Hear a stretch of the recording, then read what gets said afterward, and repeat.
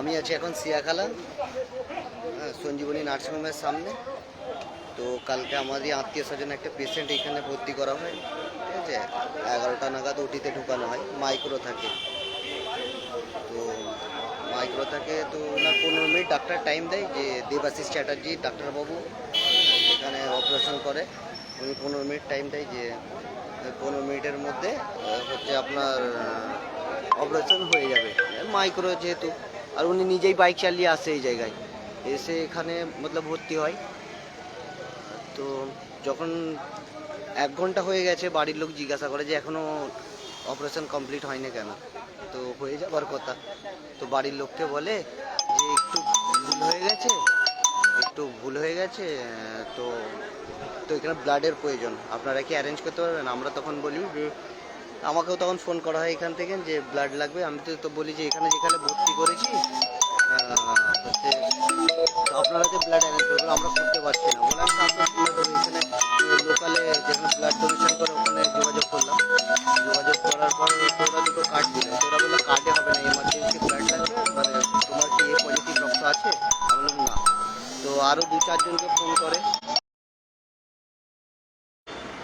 বলার পর তো এনারা বলে যে ব্লাড লাগবে। তো এখন কাউকে লাস্ট পায় না, ফের 2টো নাগাদ ফের এনাদেরই নার্সিংহোমের একজনকে নিয়ে এনারা হচ্ছে কলকাতায় যায় ব্লাড দিয়ে। তো যাই হোক, ওনার কিছু ছিল যে ব্লাড ফিল্টার করে আনতে আনতে বৈকাল হয়ে যায়।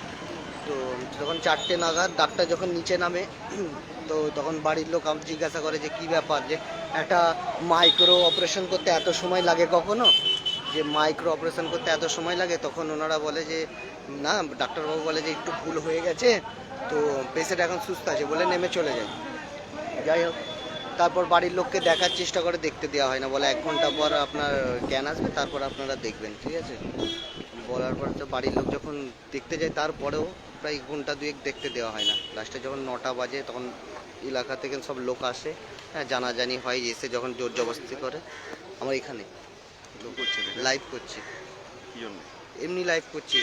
এটা নিয়ে 15-20টা চোখের সামনে কিছু মজা না। বাড়ির লোক কালকে থেকে নিয়ে আছি স্যার, আপনারা ওনার বাড়ির লোক। হ্যাঁ, এখানে পুলিশ অফিসার দেখুন, বলছে লাইভ করলে নাকি বলছে মজা নাকি। যাই হোক, সব তো নার্সিংহোমের পক্ষ থেকে ডাকা, এটা যে নার্সিংহোমের পক্ষ থেকে পুলিশ প্রশাসনকে রেখেছে, কাউকে মোবাইলে ভিডিও বানাতে দিচ্ছে না ঠিক করে, ঠিক আছে। যা অফিসারটাকে ভালোভাবে দেখে নি।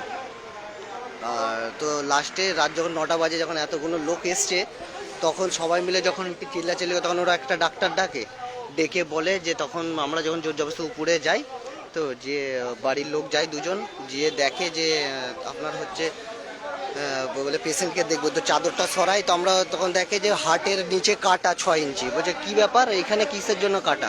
আমরা তো মাইক্রো করতে দিয়েছি অ্যাপেন্ডিক্স সাইটে। তারপর দেখছে সাইটেও কাটা আছে, ঠিক আছে, সাইটেও কাটা আছে। তখন দেখা যায়, আর তখন বলে যে এরকম দ্বারা একটু ভুল হয়ে গেছে, একটা শিরা কেটে গেছে, ব্লাড বন্ধ করতে পারি না, তো তাই হার্টের নিচে শিরাটা কেটে বন্ধ করার চেষ্টা করি। তো তখনই পেশেন্টটা মারা যায়, ঠিক আছে। তখন বলে না, তো 9টার সময় যখন সবাই মিলে হইচই করে খুলে, তখন একটা ডাক্তার দেখে বলে মারা গেছে। কেন? এটা মার্কেটের মধ্যে নার্সিংহোম, মার্কেট চালু ছিল, চালু অবস্থায় করলে অশান্তি হবে, সেই কারণে এই জিনিসটা হয়।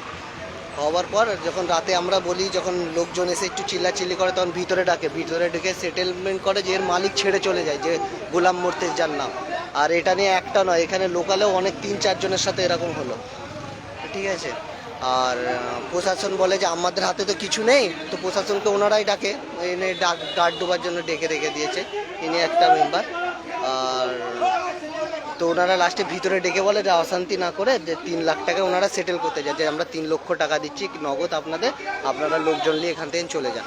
তো আমাদের কেউ দাবি মানে না, মানে বলে যে 3 লক্ষ টাকা একটা মানুষের জীবন, হ্যাঁ, 3 লক্ষ টাকা একটা মানুষের জীবন।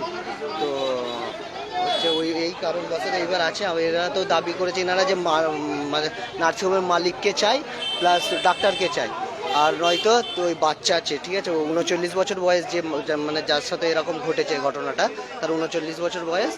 আর তার বাচ্চা আছে, একটা 2.5 বছরের, একটা 5 বছরের শিশু আছে, এবং ওনার নামে লোন চলছে, মর্গেজ লোন, বাড়ি বন্ধক রেখে।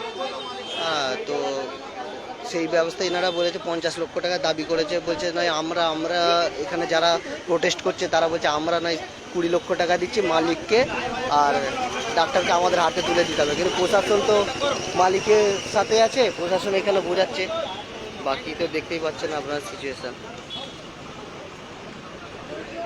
বাকি এখানে ভিডিও করাটা পুলিশটা দিয়ে রেখেছেন, দেখুন এখানে।